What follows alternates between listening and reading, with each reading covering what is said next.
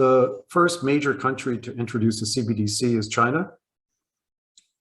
It's said to be in pilot stage, but there's already over 100 million people with wallets in China that are using, or at least could use, this payment system, by which the operation is pretty simple, but it's pretty similar to what we just had.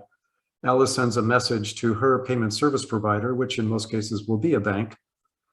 And that message will instruct the central bank to deduct $8 from Alice's account and put it into Bob's account, and Bob gets the message. Typically, this will be a real-time gross settlement. Bob will have the money instantly. There will be a very low fee, if any fee at all. Bob and Alice will still, in most cases, work through payment service providers rather than directly through their central banks. And if the United States does this, the US has also suggested it will take this hybrid approach in which the interface with the general economy is done by commercial payment service providers like banks.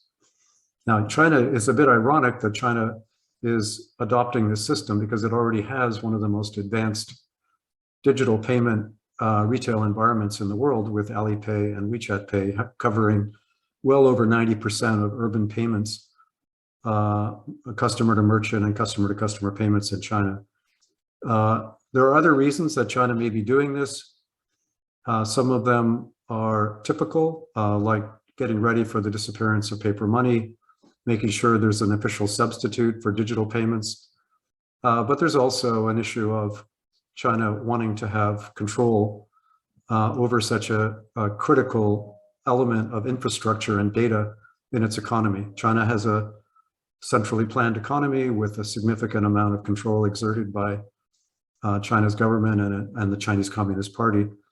And I'm not going to dwell on the issues of privacy, but the PBOC, the Central Bank of China, has said that Alice's and Bob's details will be kept private, but in China that the central bank is directly reporting to China's Communist Party. The heads of the central bank are holding official positions as heads in the Chinese Communist Party.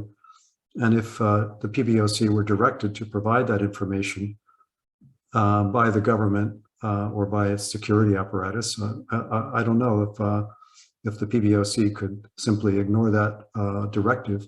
It's not independent. The People's Bank of China, as I said, is following a hybrid approach where it's involving banks, mobile phone distributors, fintech providers. It's quite an impressive ecosystem. It's well thought out. It allows offline payments and to some extent allows for cross-border payments, which I'll get to, which is the key issue in the paper by Will and Simon.